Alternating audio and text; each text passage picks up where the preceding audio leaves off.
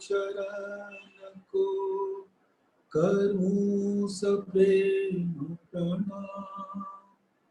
अशुभ हरण मंगल करना धनीश देव चंद्र जी नाम। श्री प्राणनाथ निज मूलपति श्री महराज सुनाम। तेज कुंवरी श्यामा युगल को पल पल करूं प्रणाम। पिया जी को पल पल करूं प्रणाम। प्रथम लागू दो चरण को धनी न छुड़ायो खिन। ढाक तली डालेड़िया मेरे जीव के यही जीवन। इन पाँव तले पड़ी रहूं धनी नजर खोलो बातू। पलना वालू निरखूं नेत्र मेरे जीव के यही जीवन। मेरे जीव के यही जीवन। धामधनी अक्षरातीत के परम प्यारे लाडले सुंदर साधु जी, इस ब्रह्मांड में जहां भी जब भी रूहों की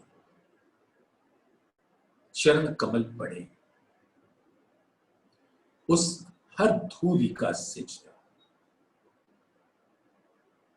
आपके कोमल चरणों में इस आत्मा के प्रेम भरे दिल का सिजदा कबूल कर लीजिए। प्रणाम जी। ये तो धामधनी की असीम अनुकंपा है।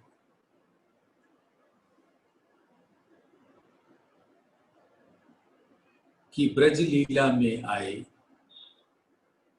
तो काल माया के ब्रह्मांड में उनकी चरण पड़े और चरण धूलि को जिसने लिया वो बात। अब इस जागनी के ब्रह्मांड में आए और यहां भी धन्य देवचंद्र जी के संग पधारे, तो जहां जहां उनके चरण पड़े उस जिमी की धूल को जिसने अपने माथे पर लगाया, यानी उससे उसको अंगीकार कर लिया, वो तर गया।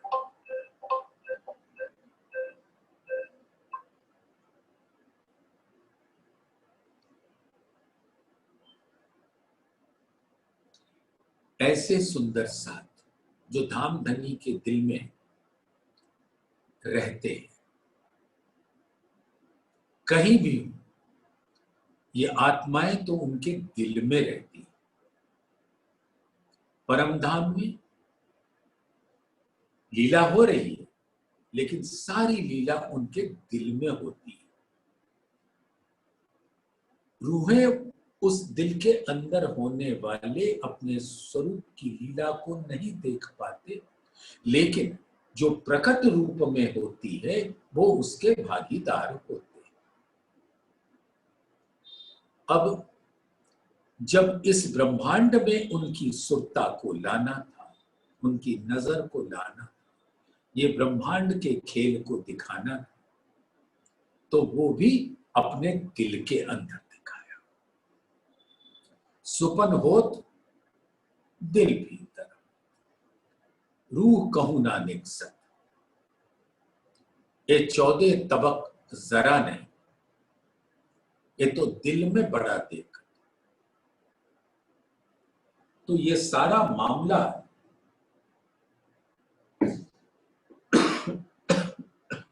दिल का है। तन तो एक प्रकट रूप में साधन बनता है, लेकिन मूल है दिल। वही दिल ही हमारे अस्तित्व का स्वरूप है।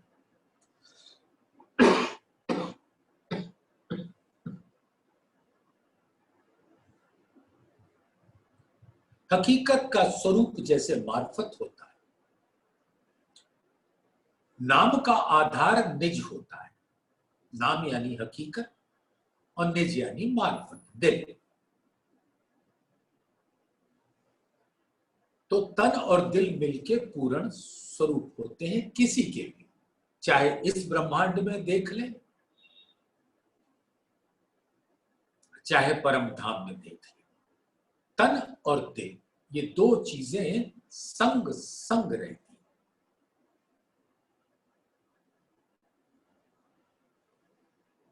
दिल के अंदर भाव आया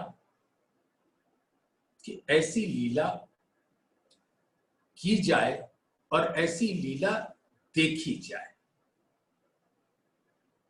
तो फिर तन ने वो सारी क्रिया संपादित कर दी।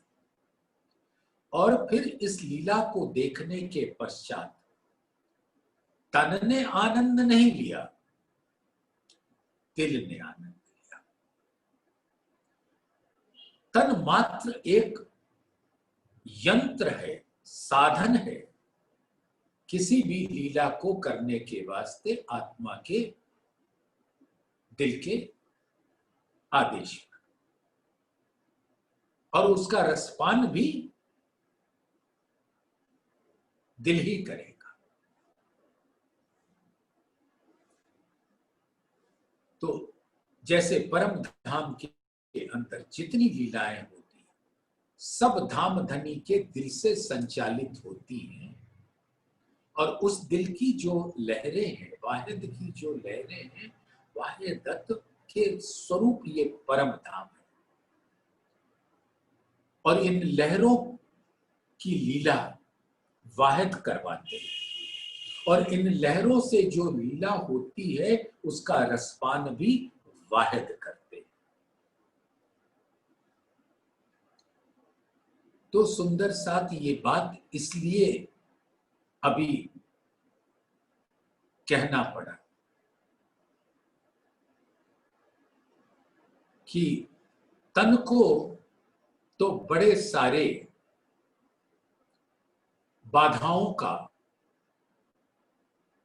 सामना करना पड़ता है,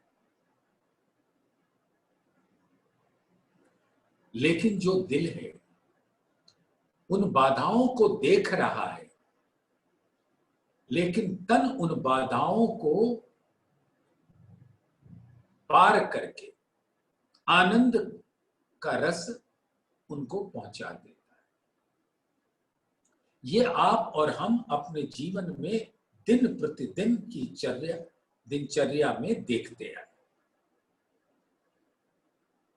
और दिल तन में रहते हुए दिल से तटस्थ रहता है। तो कलश हिंदुस्तानी का 15 प्रकरण हम लोगों ने देखा, झीला,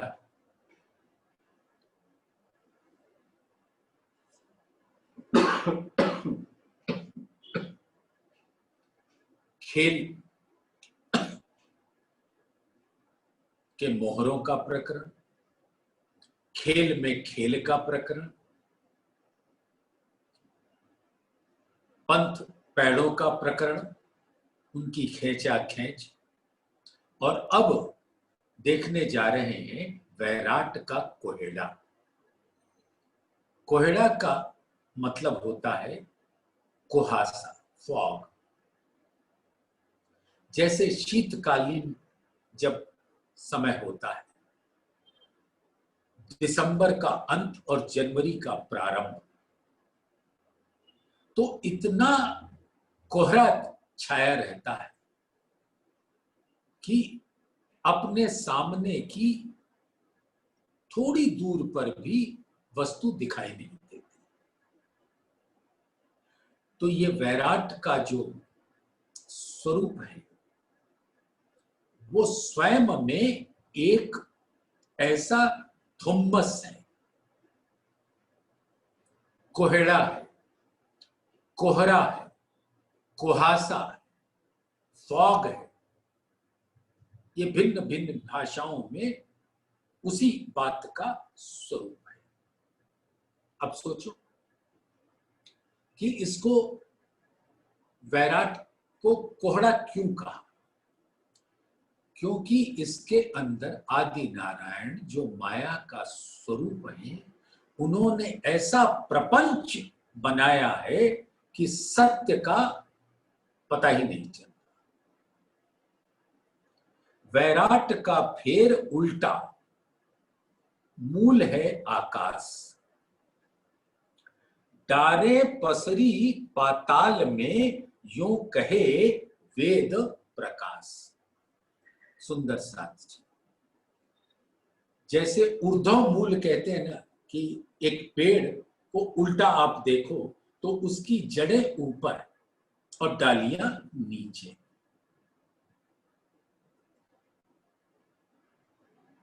तो कहते हैं कि इस ब्रह्मांड की रचना ही उल्टी है, यानी असत्य है। सत्य का ही तो उल्टा असत्य होता है। सुंदर साथ कलश हिंदुस्तानी के प्रकरण 2 में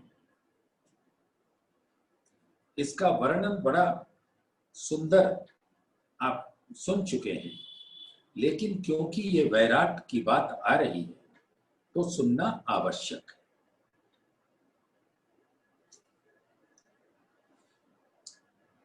प्रकरण 2 इसी कलश हिंदुस्तानी के चौपाई 21 में कहते हैं, पेड़ काली किन न देखी, सब छाया में रहे उर्छाए, गम छाया की भी ना पड़ी, तो पेड़ पार क्यों न खाए।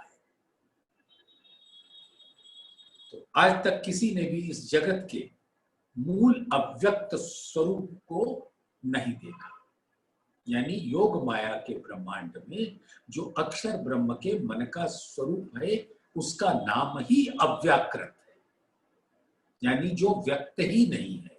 और जो व्यक्त नहीं है उसको कोई जानेगा कैसे? और वो इस ब्रह्मांड का मूल है, और उसके जो पेड़ यानी डालियां, फल, फूल, पत्ते, ये ब्रह्मांड है। इसलिए इसको ऊर्ध्व मूल कहते हैं, उल्टा।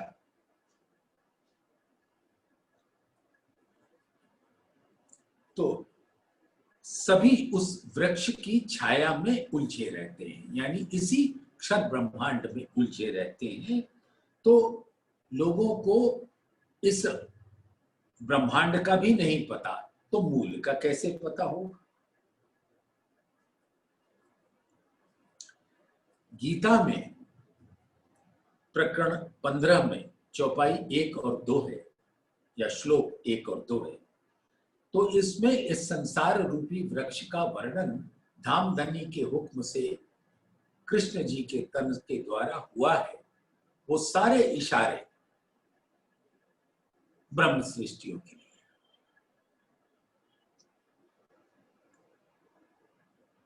ये गीता में कहा है कि प्रवाह रूप से कभी न नष्ट होने वाला किंतु परिवर्तनशील ये संसार एक पीपल का वृक्ष के समान है।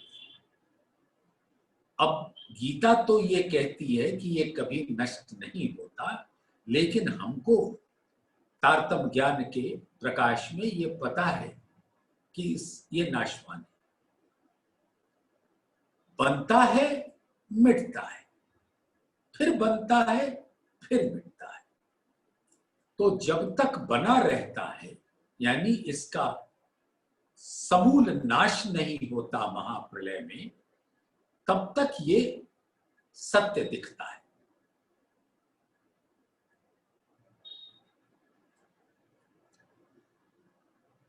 तो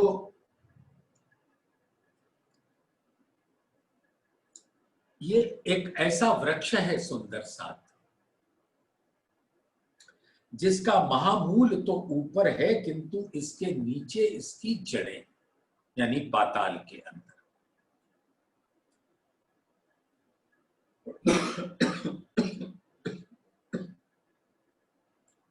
और उसके अंदर विध विध के गुण हैं, सतो गुण, रजो गुण, तमो, जो सब ये त्रिगुणात्मक दुनिया है, संसार है, सब नाशवान है। तो सब इसके फंदे से निकल नहीं पाते, और इनको आदि नारायण के स्वरूप का नहीं पता, तो जहां से उसका प्रकटीकरण हुआ है। सुंदर साथ, आप तो जानते हैं ना,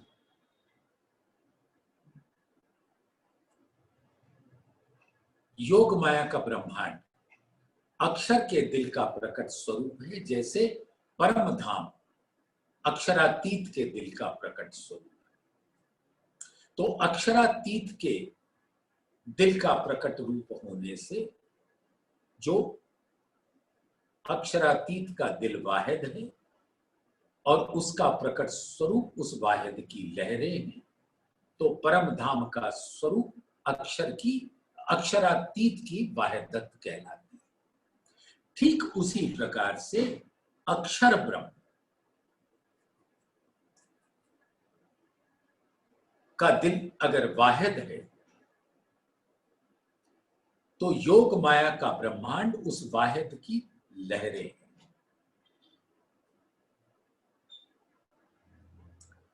इसलिए योग माया का ब्रह्मांड अक्षर की वाहिदत कहलाती है, और परम धाम अक्षरातीत की वाहिदत कहलाती है। और जो उनका स्वयं का दिल का स्वरूप है, वो सत्स्वरूप ब्रह्म होता है। जैसे अक्षरातीत का तन और दिल, तन इश्क का है और दिल तो श्यामाजी स्वरूप है, आनंद का स्वरूप, जो आनंद ग्रहण करता है, वो मूल मिलावे में विराजमान है कंचन रंग के सिंहासन पर जुगत स्वरूप। ठीक इसी प्रकार से अक्षर ब्रह्म के दिल का स्वरूप सत स्वरूप ब्रह्म है, जहां पर ये यहां की लीला समाप्त होने के बाद इंद्रावती जी का जीव राज्य का स्वरूप बन के बैठेगा, प्रतिबिंबित लीला करते हुए, और श्यामा जी यानी देवचंद्र जी के तन में विराजमान जो जीव, वो देवापी का जीव, ये मरु का जीव कभी हुआ करता था, वो वहां पर बैठ के वैसे ही लीला करेंगे जैसे परम धाम की लीला का स्वरूप होता है। और जो परम धाम में निज बुद्धि और योग माया के ब्रह्मांड में जागृत बुद्धि, जिसको कहते हैं केवल ब्रह्म,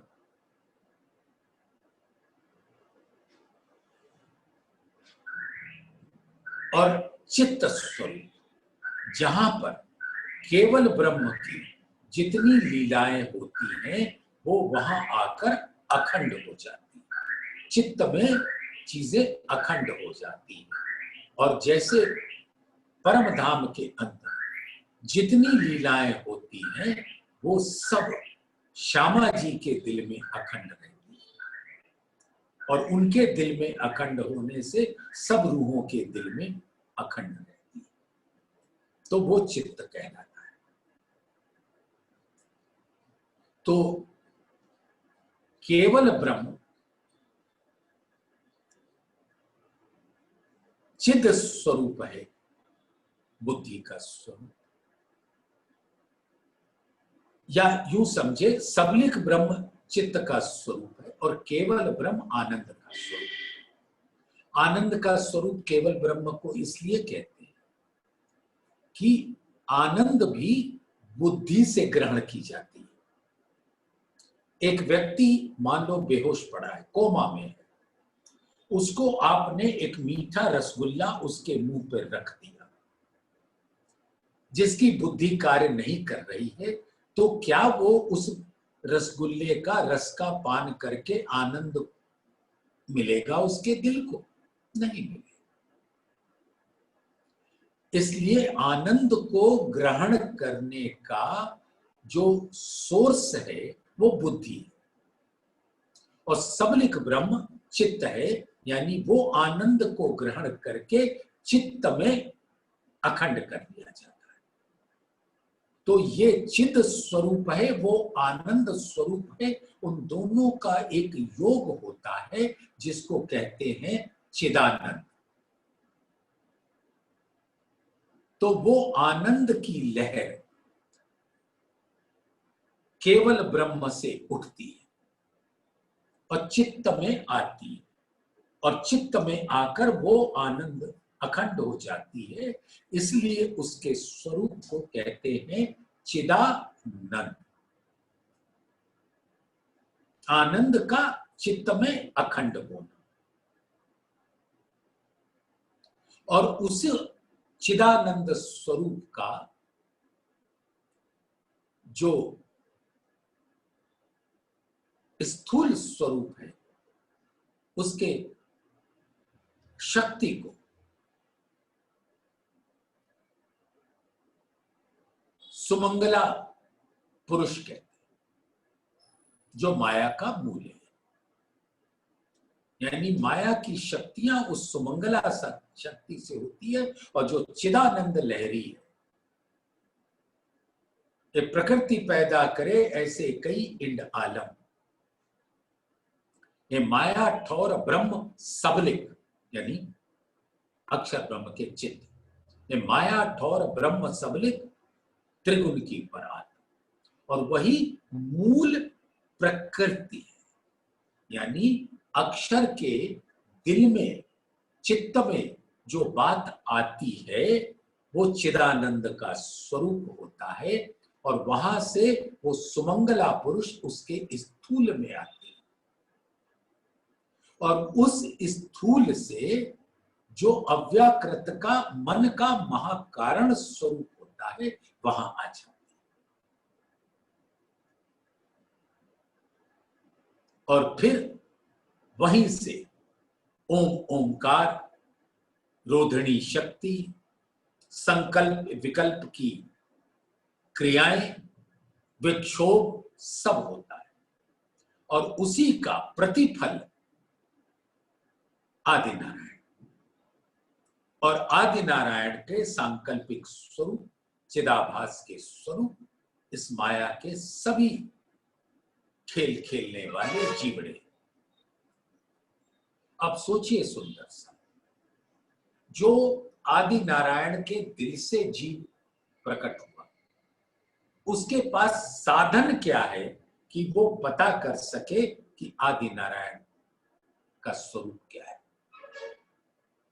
और आदि नारायण के पास ऐसी कौन सी शक्ति है जिससे वो अपने मूल को पता कर सके, यानी अव्याकृत के?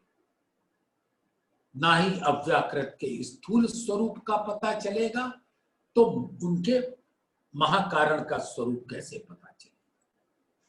और अव्याकृत का महाकारण ही सबलिंग का स्थूल होता है, जहां पे वो मूल प्रकृति सारी इच्छाओं को डालकर अव्याकृत जो मन है उसके द्वारा प्रकट कर,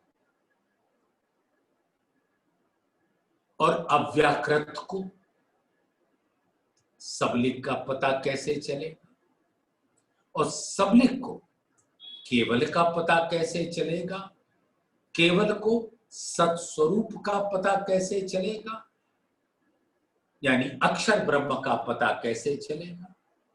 और जो अक्षर ब्रह्म को न जान पाया, वो अक्षरातीत जिसको अक्षर ब्रह्म भी ठीक से न जान पाए, उनके दिल के गुह रहस्यों को उनको कौन जान पाए। तो इस प्रकार से ये वैराट का कोहेड़ा है जिसका मूल ऊपर है और हम उसके वो जड़ें हैं जो उसके फूल पात हैं। पत्ते को क्या पता वो किस कारण से हरा भरा है, फल को क्या पता कि उसका मूल क्या है, कहां से उसके अंदर रस पैदा होता है, रंग पैदा। तो इस वैराट के अंदर जितने स्वरूप हैं उनको उसका मूल नहीं पता। ये ऐसा एक अज्ञानता का, अंधकार का कुहासा है जिसके पार यहाँ का कोई बंदा भी कुछ नहीं देख सकता। वो इस वैराट में उलझा रहता है, इसलिए इस वैराट को कोहेड़ा कहा है। अब सुंदर साथ आइए हो जाए हमारे और आपके बीच में एक प्रेम भरी वार्ता।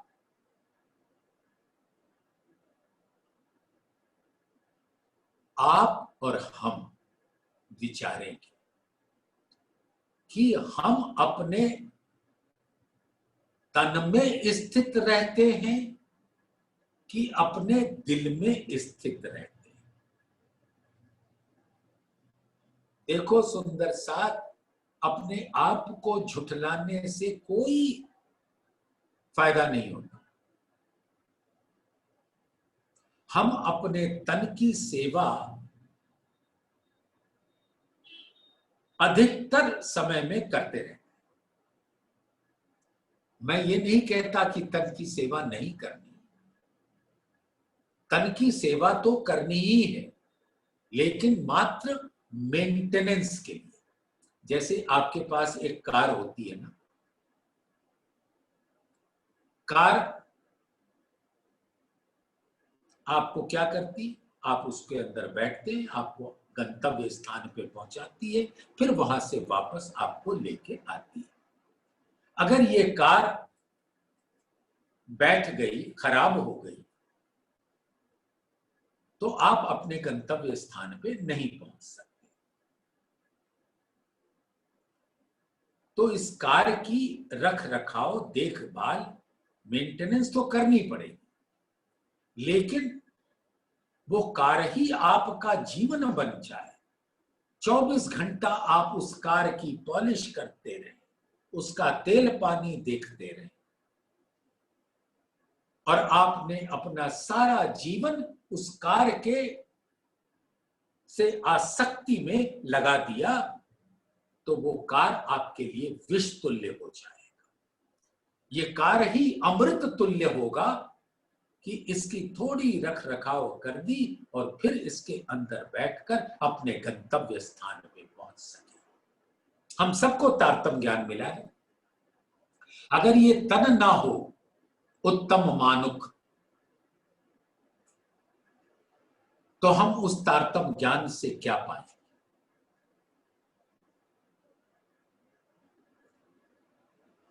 तो इस तन के प्रति आसक्ति नहीं होनी चाहिए, लेकिन इसके रख रखाव में कोई कमी भी नहीं होनी चाहिए। तभी ये गाड़ी हमारा लंबे समय तक काम देगी, जिससे हम अपने गंतव्य स्थान परम धाम पहुंच सके।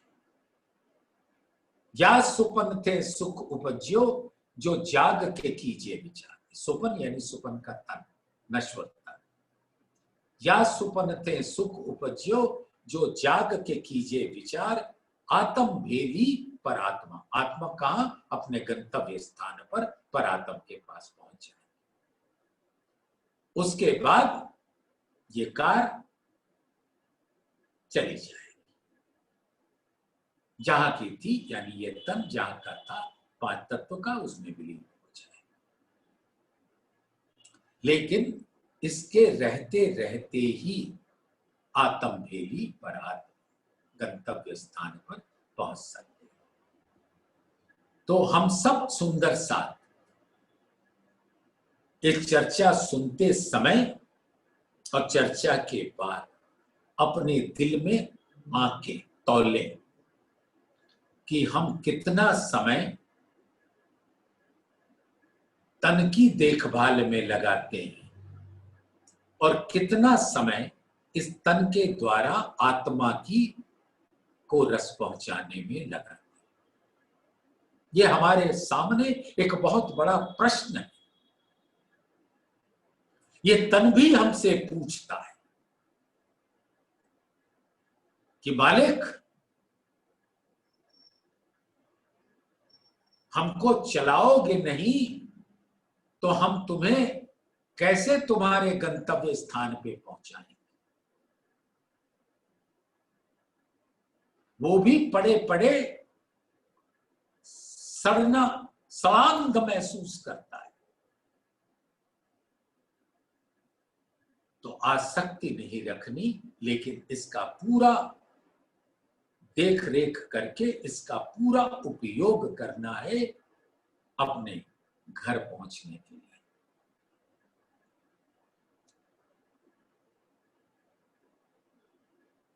तो ये वैराट जो है का जो स्वरूप है, ये ऐसा अंधकार का स्वरूप है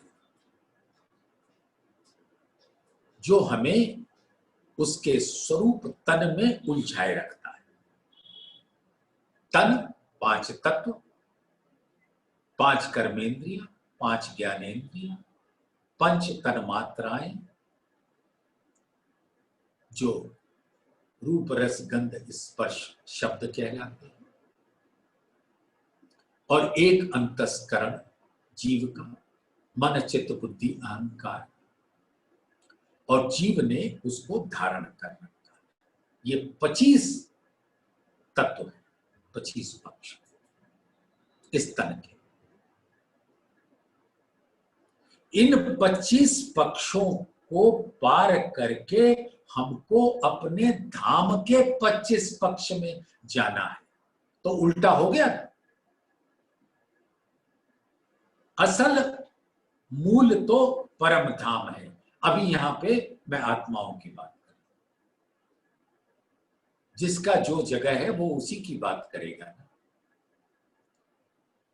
तो वो परम धाम हमारा मूल है,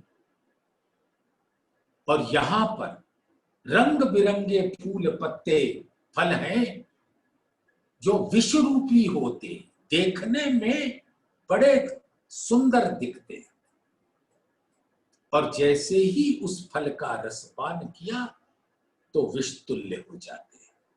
हम भी विष का स्वरूप हो जाते। देखिए, हमारे ग्रंथों में धामधनी ने कहला दिया था इशारों में। आपको पता है ना, मनुष्य धा जिनको एडम एंड ईव कहते हैं, आदम और हव्वा, यानी अरबी में इसका स्वरूप आदम और हव्वा,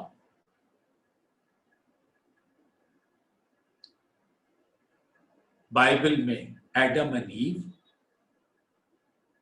और संस्कृत और हिंदी में मनु और श्रद्धा।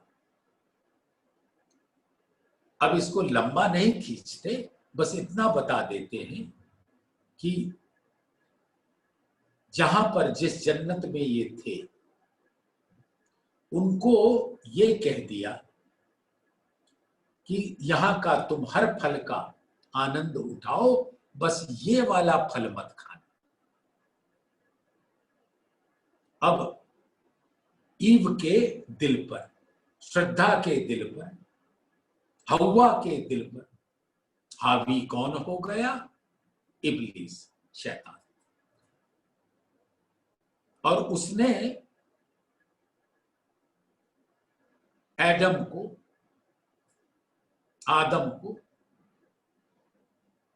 इतना सताया कि हमको तो वही फल खाना है।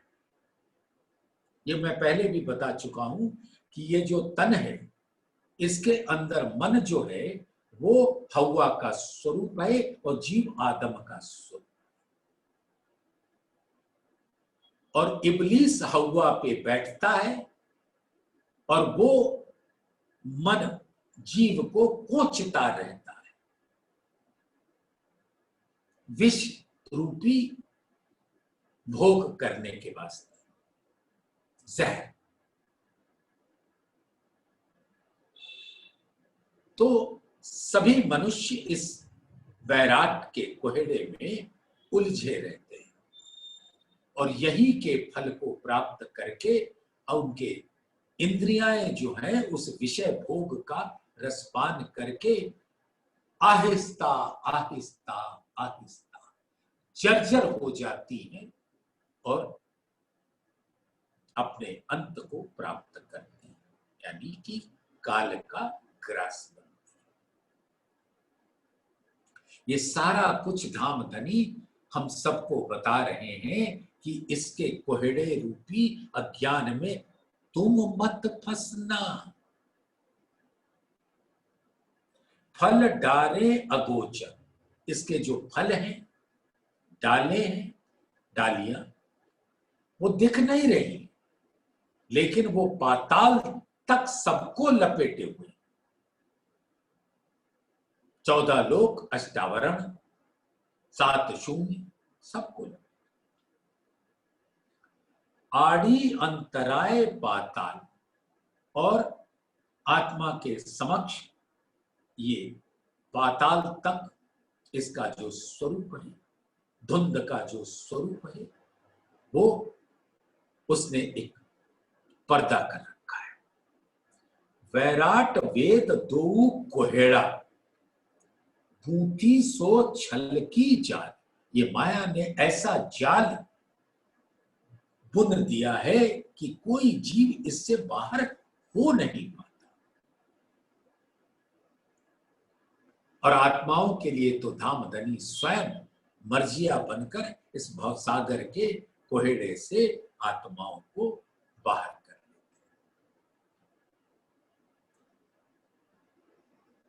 अब वेद को भी कोहेड़ा कहा, इसके बाद का प्रकरण वेद का ही है। जब वो पढ़ेंगे, उसमें जी लेंगे, तो उसके स्वरूप को ग्रहण करें। वेदों में धामधनी ने स्वयं निशानियां दी।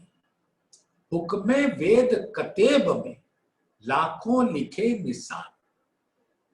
तो जहां धामधनी ने निशान बनाया, वो हमें भ्रमित नहीं करता। ये तो इब्लीस हमारे मन पर बैठकर हमारे मस्तिष्क को उसके नए नए अलग अलग स्वरूप बता के उसका जो मूल है उसके सामने एक धुम्मस, धुंध खड़ा कर देता है। अगर तटस्थ होकर इस वैराट को देखें, सुंदर साहब आप एक बात बताओ, वैराट को हम कोहड़ा कह रहे हैं, क्यों कह रहे हैं? क्योंकि सारे जीव इसके उलझन में उलझे हुए हैं। लेकिन अगर ये वैराट ना होता,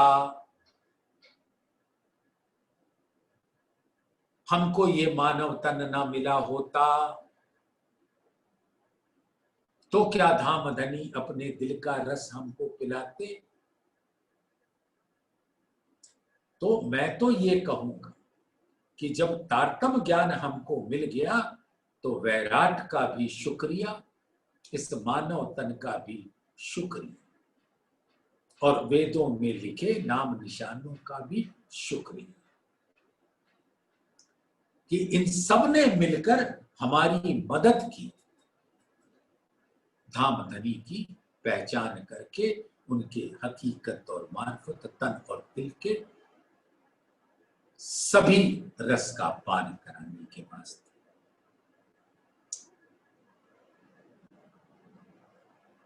विद दो देखिए एक नाभ दूजा मुख, गूंथी जाले दो जुगते, मान लिए दुख सुख। इस संसार के जीवों ने तो मान लिया कि उनकी नियति ही यही है। उनको इतना पता चल गया कि इस संसार में सुख और दुख आते रहते हैं, ना दुख अखंड रहता है ना सुख अखंड रहता है।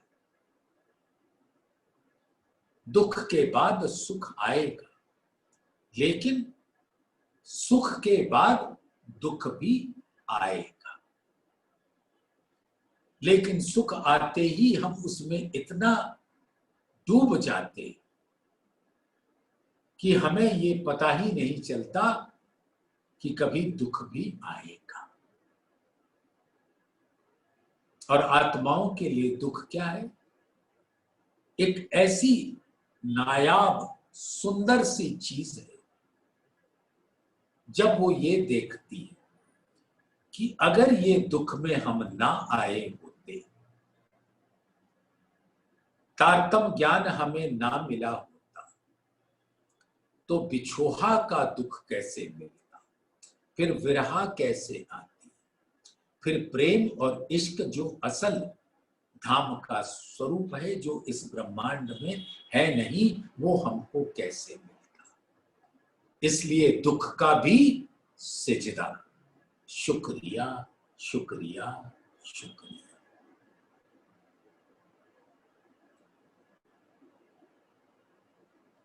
तो इस वैराट के दो भाग बताए हैं, एक नाभ दूजा मुख। ये जो किसी भी तन के अंदर जो नाभि कमल होता है, वो मध्य बिंदु होता है। ऐसे ही पुराणों में कथा है कि आदि नारायण के नाभि से ब्रह्मा जी पैदा हुए और फिर ये आगे की रचना हुई। यानी इन सब का मूल आदि नारायण है, बस इतना ही है नाभि का मतलब।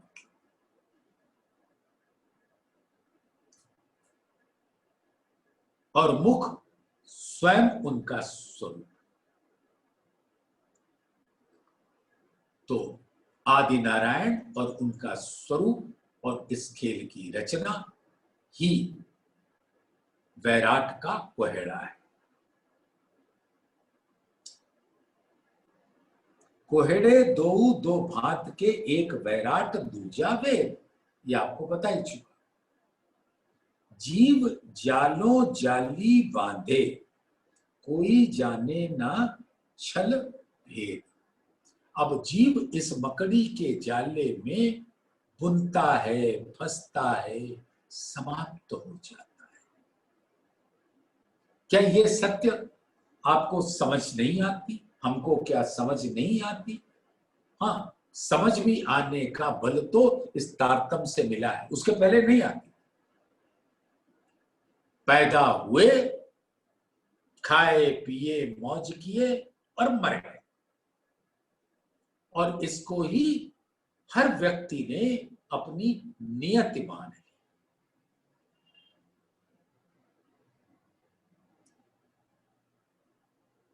तो वैराट और वेद रूपी ज्ञान को एक कोहेड़ा माने। अब धामधनी ने बताया कि वैराट का भी शुक्रिया अदा करो और वेद में जो निशानियां लिखी हैं उसका भी शुक्रिया अदा करो। और तारतम ज्ञान ने इस वैराट और वेद के दोनों के रंग दिखा दिए।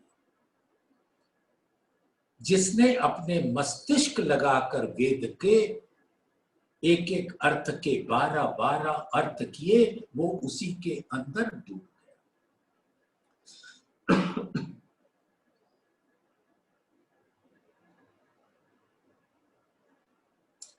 अपने श्रृंगार ग्रंथ की एक बड़ी सुंदर सी चौपाई है, उसका मैं इस यहाँ के पूरे प्रकरण से मिलान करके आपको दिखाता हूं। जो रूह बैठे हक दिल में, सो मगन माहे न्यामत। जो कदी तित पड़ी खोज में, तो छूटे ना लग कयामत। अगर धाम धनी के अपने मूल के रस में मगन हो गए तो वही तुम्हारा लक्ष्य है।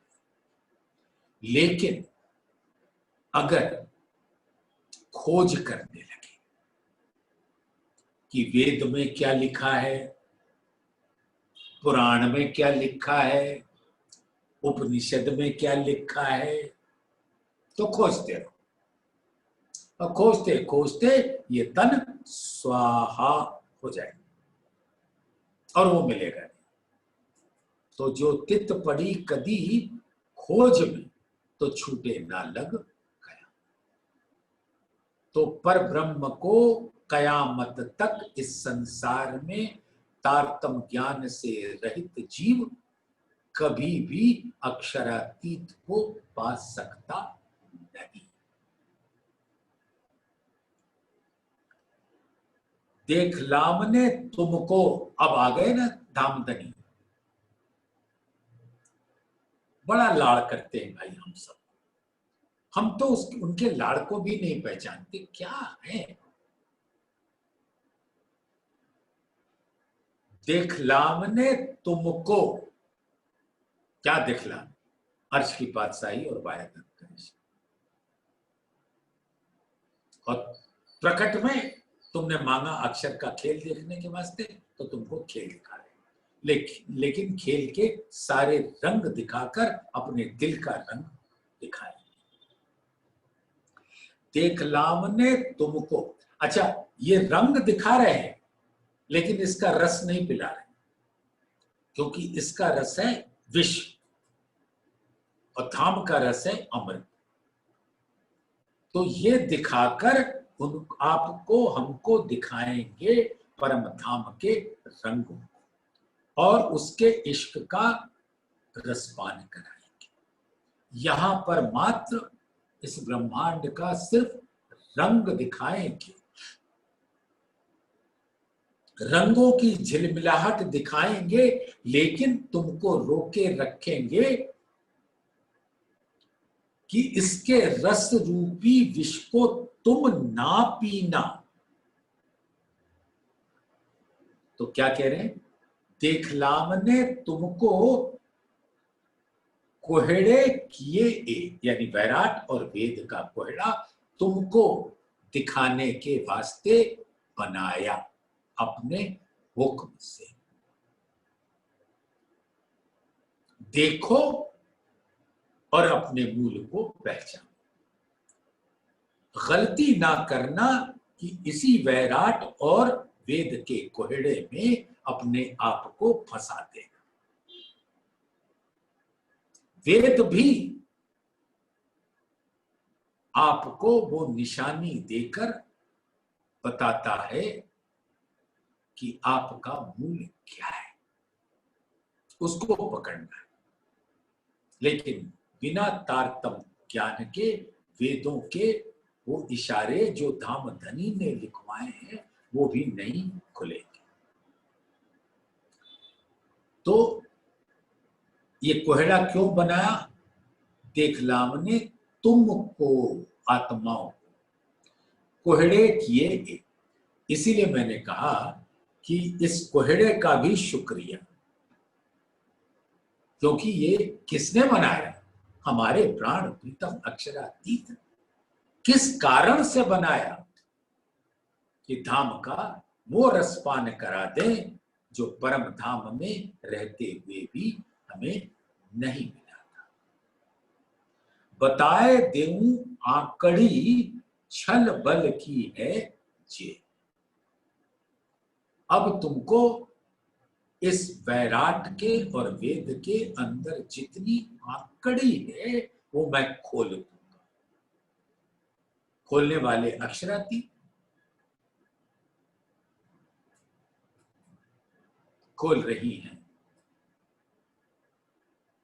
इंद्रावती और दिखला रही हैं महावती।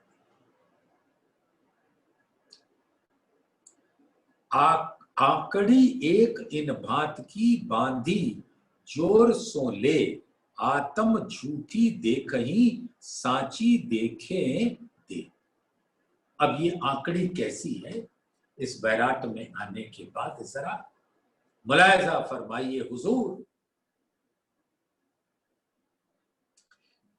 ये आकड़ी ऐसी है कि जो बिल्कुल मानो लोहे की जंजीर है, जिसने हमको पूरी तरह से बांध रखा है कि मानो श्वास भी घुट रहा हो। गले के ऊपर पट्टा बांध दो कस के तो सांस नहीं आती, आदमी अपने जीवन के लिए तड़पता है। और ये बांध ऐसी है जो इतनी जोर से बंधी कि आत्म इस झूठे तन को, उसके इंद्रियों को, जिसने जीव को जकड़ रखा है, उसको देख रही है। और इसी देह को आत्मा सत्य स्वरूप, जीव नश्वर झूठ स्वरूप है। तो सत्य स्वरूप इस देह के स्वरूप को ही सत्य मान बैठे, क्योंकि ऐसा ही माया जीव को जकड़े बैठा और जीव के द्वारा होने वाली लीलाओं को आत्मा देख रही। तो आकड़ी एक इन भात की बांधी, जोर सो ले, आत्म झूठी देखही, साची देखे दे। तो आत्मा इस झूठ के पंपाल को, प्रपंच को देख रही है और इस देह को ही सत्य स्वरूप मान बैठी। करे सगाई देह सो, नहीं आत्म सो पहचान, सनमंद पाले इनसो, ए लई सबो मान। सबने मान लिया है कि इस तन का ही संबंध मूल संबंध है। अब यहां देख लो ना क्या हो रहा है। बच्चा पैदा हुआ तो संबंध जुड़ गया मां बहन से, मां पिता, माता पिता से। कुछ और समय गुजरा तो भाई बहनों से। कुछ और समय गुजरा, ब्याह हो गया तो किसी और पति या पत्नी से। और हम इन्हीं नाते रिश्ते को सत्य मान के बैठ गए। उस देह का जो, जिसका मूल स्वरूप नश्वर है, तो नश्वर को ही सत्य मान बैठे और देह से ही नेहड़ा लगा लिया। सगाई यानी नेहड़ा, उसी से सारा प्रेम, झूठा प्रेम उड़ेलते रहते हैं। करे सगाई देह सो, नहीं आत्म सो पहचान। अब अपने देह से ही संबंध बना लिया तो उसकी ही सेवा में लग जाते हैं और आत्मा की पहचान करने का समय ही नहीं मिलता। सनमंद पाले इनसो, और ये देह के ही सनमंद, मूल निस्बत का तो पता नहीं। सनमंद पाले इनसो, ये लई सबो मान। और इस संसार में आने के बाद हमारे बड़कों ने हमको ये बता दिया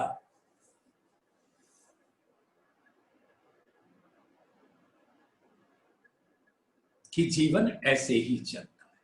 मैंने तुम्हें पैदा किया, लो तुम्हारे लिए ये पत्नी या पति ला दिए, अब तुम पैदा करो। और फिर उनको कहना कि वो पैदा करें और मेरा वंशावली चलती रहे, मेरा खानदान चलता रहे।